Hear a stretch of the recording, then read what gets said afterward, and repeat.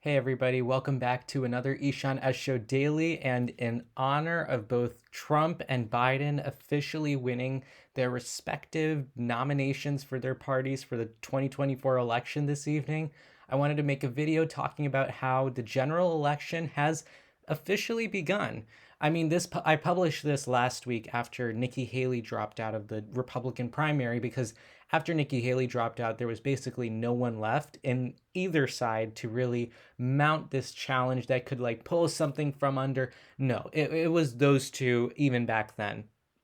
But as we know, tonight is an election night. And if you follow the Ishan S Show, we have been covering the election going on. And what we learned is that basically Biden and Trump were just a couple hundred, or in some cases, just 100 delegates away from winning their respective party nominations.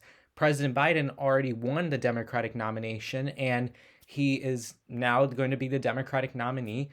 Trump, I don't think, is there yet. We are at 9:57 Central Time, so we still have a couple of minutes, I think, before they call those last races, and I'm probably going to be a little late to posting about Trump winning the nomination, but probably, I'm guessing even by the time I'm done recording this video, Trump will have become the Republican nominee for president in 2024. So we have gotten our rematch. Whether or not you like it, and I'm going to tell you right now, a lot of people don't like it, but we have the rematch and the general election has now officially begun. And I find it so funny and interesting that here are two people that we've seen run against each other before. 4 years ago, this was the matchup. But that election did not technically start until May.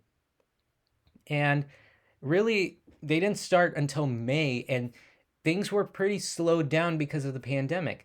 It's as if this year, because of that pandemic, we are now going to be overcompensating for this election cycle, and we're going to throw every single thing we've got because now this is going to be one of the longest general election campaigns in US history. We are starting in March, and this is going to go until November. So these videos are going to become a lot more about these two men. It's not going to be about Nikki Haley. It's not going to be about Ron DeSantis. It's not going to be about anybody.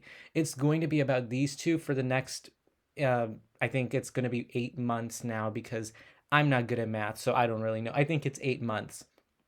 Crazy stuff. So as we look into this, that's Nikki Haley who dropped out, and now that Haley is out, it's Trump who became the de facto nominee. But in 2024, we have to ask ourselves, like, what is different about this election cycle? Like, it's two old guys. Yeah, it is two old guys. But the thing about this election cycle that I find interesting is that this year, both of the candidates are very much hated, and there is a huge third party presence. And I think this third party presence this year is going to rival, if not even beat, the 2016 election. If you remember in 2016, third parties, while no one won electoral votes, they were playing a really big part in vote splitting. For example, with Jill Stein and Hillary Clinton, Jill Stein was to the left of Hillary Clinton, and there were a lot of Democrat voters who were on the progressive side who were upset about the fact that Bernie Sanders did not win the nomination. And you might remember that race that was dragged out for a really long time and made it all the way to the convention. But then ultimately Sanders lost. But because Hillary Clinton was a bit more on the polarizing side of candidates, a lot of people were not interested in voting for Hillary Clinton. So some progressives ended up voting for Jill Stein. And in a state like Michigan, where she won, where Donald Trump won by 10,000 votes, Jill Stein was winning 11,000 votes. Votes that could have gone to Hillary Clinton. Now, I'm not saying that all of Jill Stein's votes would have gone to Hillary Clinton, but surely enough, those are some votes that could have moved over. And it's these types of things that third parties do. So this year we have a huge third party presence, but there's also a large number of voters that are just not interested in voting. Like they see these two and they think, my God, why do I have to pick between these two? And it's a sentiment that I see across the board. I talk politics with people all the time. I'm talking politics with people from all across the country, and it's the same thing I'm hearing. People are just not interested. And that's not your excuse to not vote. You should vote, and you can register to vote right now, throwing in a little plug in there, but you should be voting. But there are people who genuinely just don't feel motivated enough to vote for either candidate. I was just listening to a CNN focus group where they said we're just going to stay home because honestly, neither Trump nor Biden pull enough for them to actually go out of their way to go to a polling booth and vote between one of them. So we have that.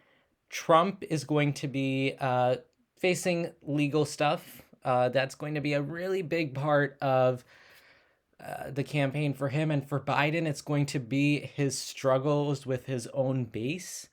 Trump really does not struggle with his own base, but it's a small base. Biden struggles with his base, but it's a diverse coalition. So both candidates have big strengths and big weaknesses. It's just to see who has more of an edge over this. And right now, with the economic issues that we're facing, I think that they're obviously turning around, but Joe Biden's going to have to answer for those. And he tried answering for those in his State of the Union address. So he has that. The border issue is going to be very prominent. Abortion is going to become something that's going to mobilize a lot of voters, particularly suburban women who care about this issue a lot, as we've seen in a lot of elections lately. So those are going to be some of the issues that we're going to talk about. You can read this on the ishaneshow.com. But what I want to do is I want to look at an election map. I want to talk about what I think my prediction is going to be as of March 12th of where the 2024 election is going to be. It's not going to be definitive. I don't even think I'm going to come out with a full result. I'm going to leave some toss-ups, but I want to talk about each of the states that I think are going to matter. But before we really get into that nitty-gritty, I just want to clear out all of the obvious, safe states, like the no-brainers. Obviously, each candidate is going to win these states.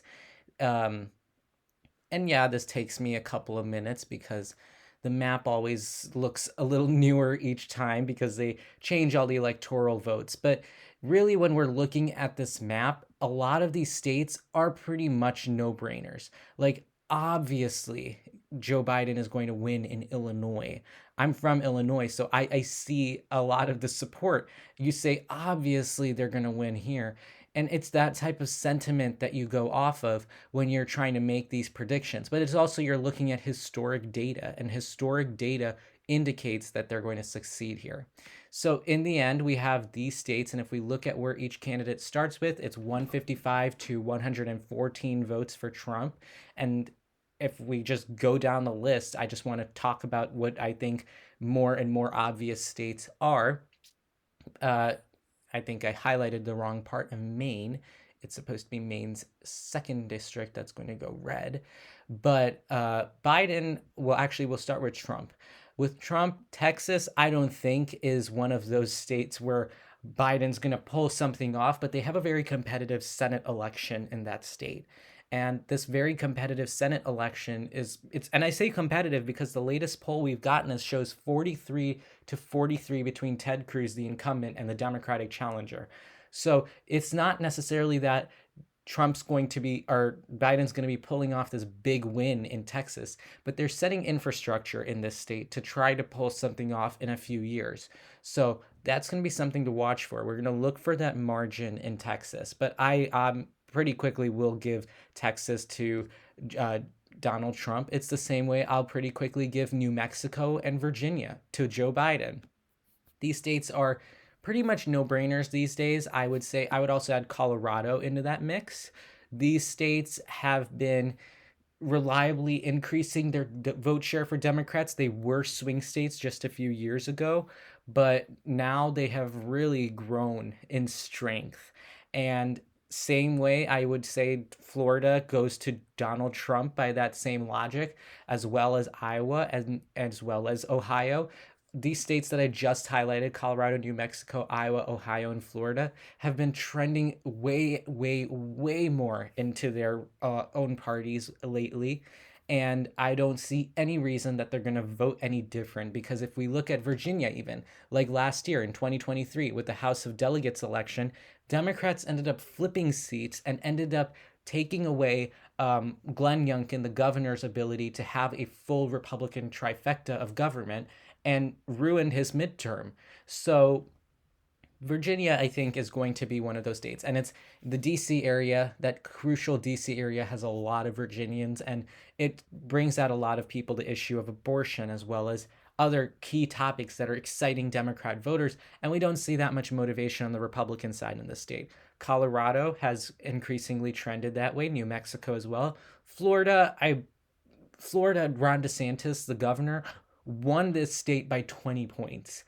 I don't think there's a question of whether or not he's going to win. Trump is going to win Florida. I would argue by a larger margin than even previous years, but that's something worth watching for. Okay, then after that, Biden, I will hand Minnesota. Minnesota is a bit of a no-brainer in that sense. Oh, I forgot to do New York. Silly me. You must have been thinking that whole time. New York goes to Joe Biden. Sorry. And then Minnesota. Sorry. Minnesota, I put later on. The order in which I'm going right now is, forgot Indiana as well. The order in which I'm going right now is the states that I think are going to be the closest, working my way down. And so I'm guessing some people are going to be a little surprised that I put Minnesota beneath like Virginia. But the reason I put Minnesota under Virginia is the same reason that I think Michigan's going to be a struggle for Joe Biden. And that's just because of the issue of the conflict going on in the Middle East. A lot of voters are upset with Joe Biden, particularly on the progressive and younger side. And I think that's going to cost him at least some support in this state, because there is a large Arab population in Minnesota who did come out in larger numbers. Like, for example, for the Minnesota primary, 20% of voters in Minnesota, Democratic voters, voted uncommitted instead of Joe Biden. They were talking about that being an issue in Michigan. In Michigan, the uncommitted movement only got 15%. In Minnesota, they got 20%. And so I would argue that there is a weakness, and this is one of those weaknesses for Joe Biden, which is his handling of the Middle East crisis. And you can have your own opinions of what you think is right, what you think is wrong, but there is a significant share of this pie where Minnesota is like Colorado and Virginia, where it's a former swing state, but is trending in the other direction. And I'm thinking that because Senator Amy Klobuchar is up for re-election in this state this year, she can bring out some voters. Arguably, it's usually the presidential candidate that brings out voters for down ballot. But I think in this case, where I saw a recent poll showing Amy Klobuchar winning by 20 points, I feel like she could theoretically get some more numbers for Joe Biden, but it's going to be a struggle. It's going to be a struggle for Biden with this issue, and I wonder how he's going to be handling it over the next 6-7 months that could change or alter results in a state like Minnesota. Then New Hampshire, I want to put this in the Joe Biden column. Even without Joe Biden being on the ballot for the New Hampshire primary, 100,000 people turned out and led a massive write-in campaign and got him to win, which shows that there's at least a Democratic base there. And I also point this out because Nikki Haley won 43% in the Republican primary in the state, the biggest vote share that she had. New Hampshire voters are traditionally a little more progressive on the social issue side, slightly fiscally conservative, but in general, that independence movement, that very independent movement in New Hampshire is much bigger. And the way I foresee this happening is a lot more independent voters are going to break for Biden than they are going to break for Trump, because Trump has a serious issue in communicating with these voters. Like he doesn't know how to communicate with them, to be totally honest. There are some who totally love him, but it's going to be a real struggle. So there's New Hampshire, and I think that's going to go for Joe Biden. If we look at Maine, I will give Maine's first congressional district. I'm not sure which one goes where, but like Maine has the proportional system. I would give it to Joe Biden. not a lot of thought that I want to put in there because it's not something that's hotly contested. Same goes for Nebraska. Nebraska's second district. Nebraska's second district traditionally does vote Democrat. So I don't think it's going to be a shocker if Joe Biden wins. It wouldn't be it would be very close, like super crazy close if Trump won here, but it wouldn't be something that's like cataclysmic, mind blowing. But so I would give that to Joe Biden as well as of right now. And now we're going to get into the really tight states. I think one more state that I want to look at and take some much closer analysis is North Carolina. North Carolina has a governor's race where I think voting is going to matter a lot. Like you're going to see the North Carolina voter base turn out in larger numbers because they have a very controversial governor's race because the attorney general, the Democrat attorney general, is running against the Republican lieutenant governor. And the Republican lieutenant governor is beloved by MAGA. Like they love him like crazy. And I would say that he is more of a divisive figure on the divisive side of things. Not even more, he is very divisive. And I'm wondering if that might turn out more Democrat voters and might compel more independent voters to vote for the Democrat attorney general, and by that logic also then puddle down some votes to Joe Biden. It's a question worth asking because North Carolina is historically close, but it's not as close as the next set of states that I'm going to talk about. So, but it's like close enough where it's like a couple thousand votes, and they have a Democrat governor but a Republican legislature. So it's like one of those states where it's like, ooh, that's really complicated. Like you have very tight preferences and who you want in what place. I would, if I was a betting person, if I was betting on this, I would probably want to give it to Trump for now. I don't know if the lieutenant governor, I think Steve Garvey, I can't remember the name, but the lieutenant governor, I don't think will win in this state. We'll talk about this race probably later, but I just don't think he has it to win because as much as Trump struggles with independent voters, he doesn't struggle nearly as much as I would expect somebody like the lieutenant governor to struggle with. But again, he's one statewide, so it's not completely out of the realm of possibility. The other thing I point out for North Carolina is that RNC changes. If you want to watch yesterday's video, there have been huge changes in the RNC's leadership. Two North Carolinians are on the top of the management structure there, and I'm wondering if they might try to funnel money to their home state to try to get that. So, and they might have a better grasp of things. So there's North Carolina. And now we're into the 6 states that decided the 2020 election. I will talk about these 3 states first because these are the real make or break states.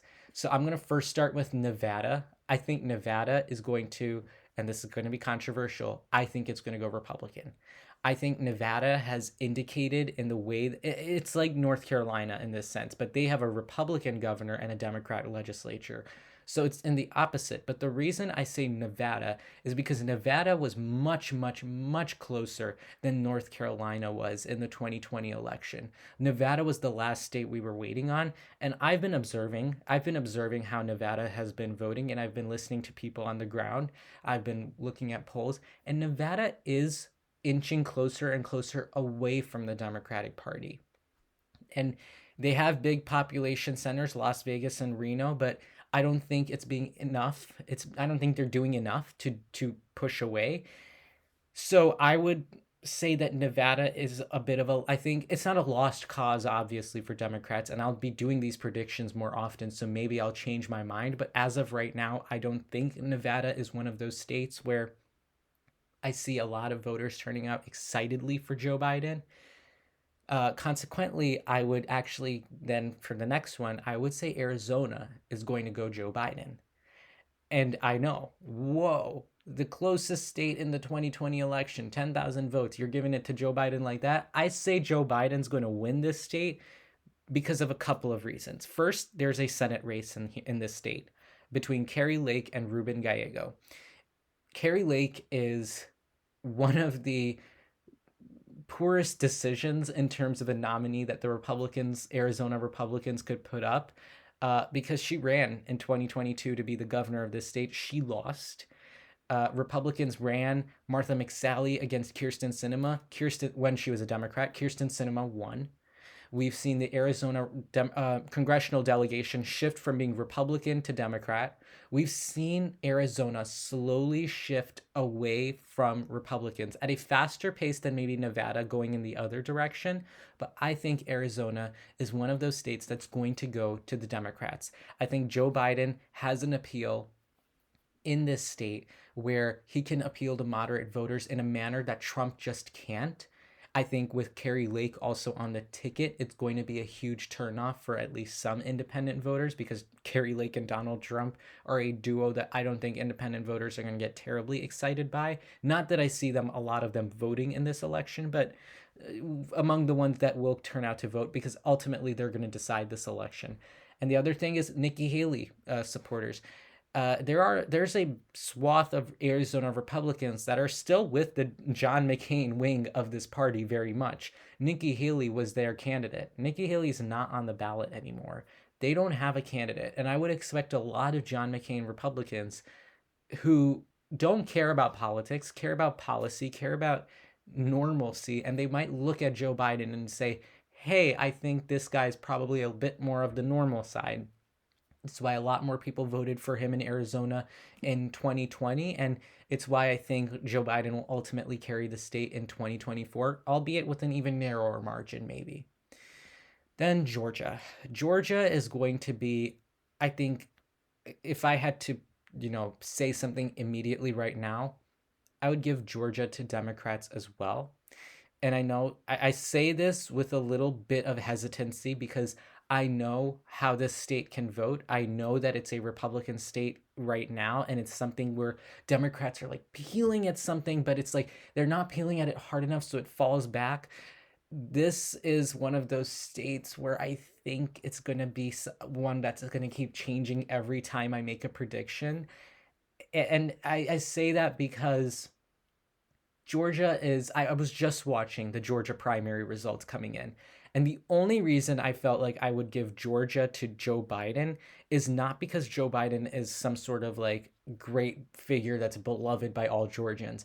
I would say because Donald Trump is not strong. Donald Trump has a huge independent voter problem. And he also turns out Democrat voters. Not for him, but Donald Trump turns out Democrat voters. And this is a state that he lost to Joe Biden by 11,000, 12,000 votes. I was looking at the Georgia results coming in, the returns coming in. Nikki Haley got 65,000 votes the last time that I was looking. I'm sure it's updated by now, but even when I was checking, it was 65,000 votes. She's not running in this race anymore, and plenty of people know that.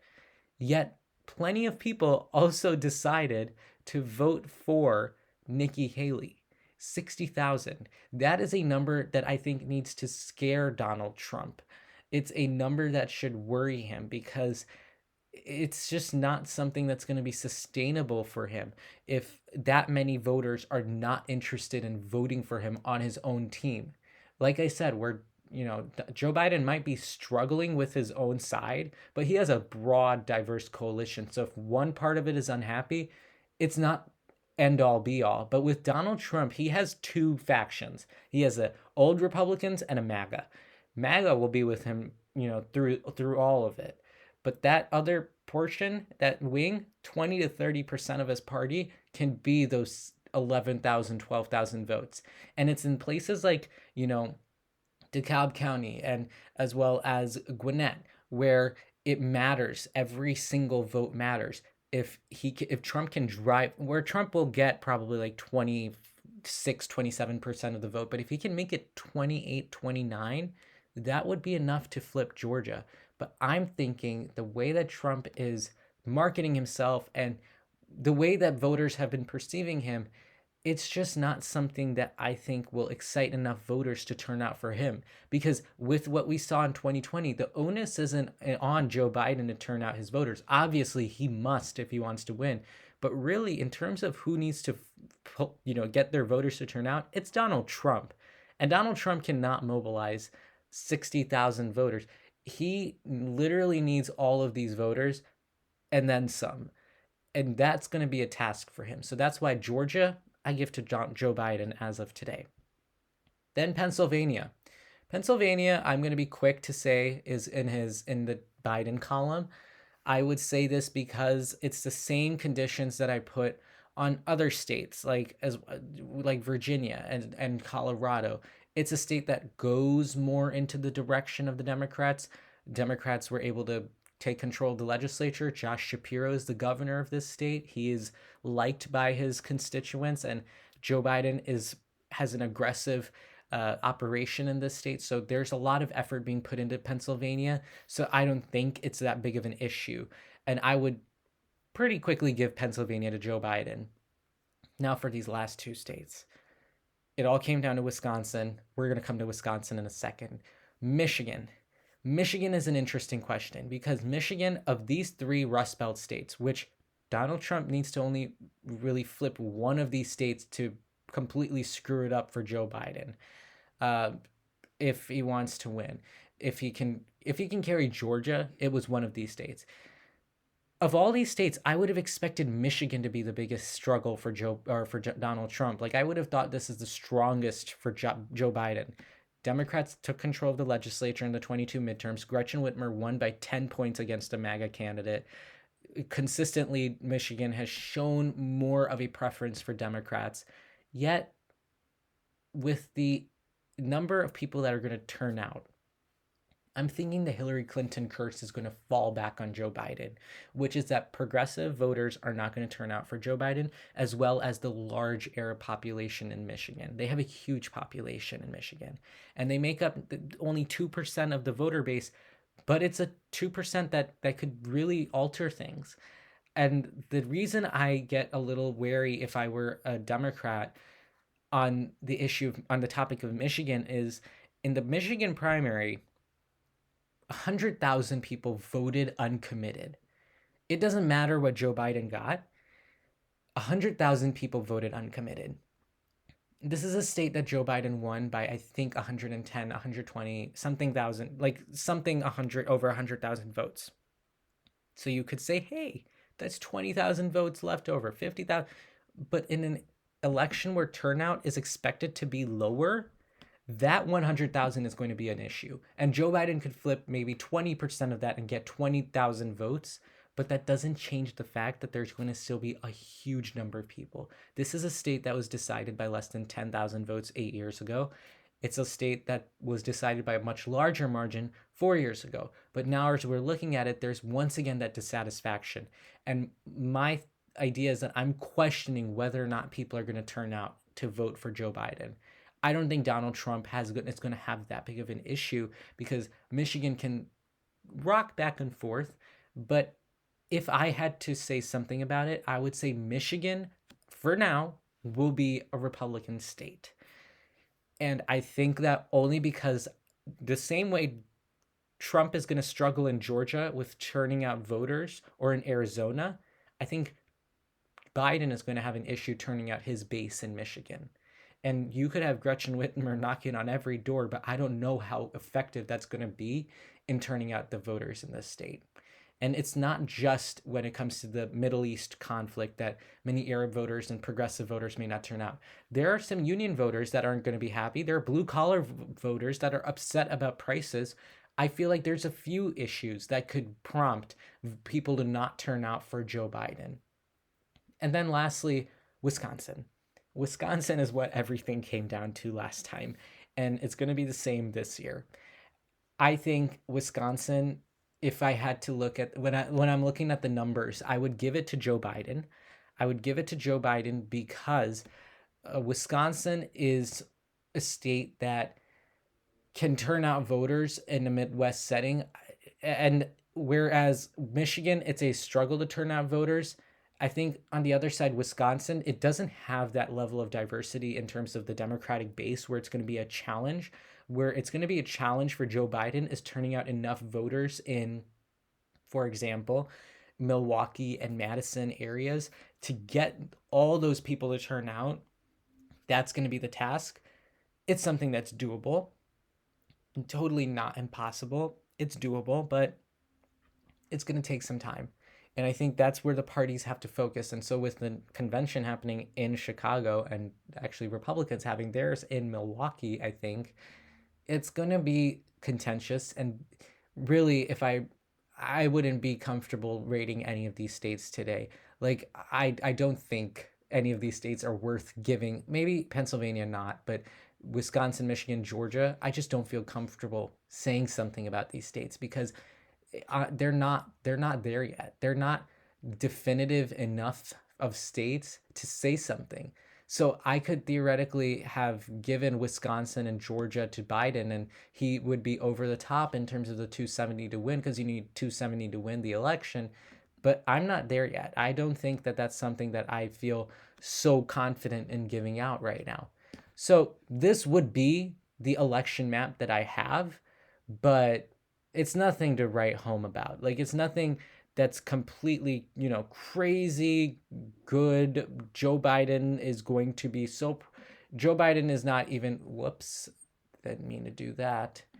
Joe Biden is not like winning in this state or in this election by a large enough margin where he's going to be totally proud of himself. It's going to be something that he's going to probably lose some states, and he's going to lose some voters. And that sucks for him, for sure, but it's not something that he has to be terribly upset about.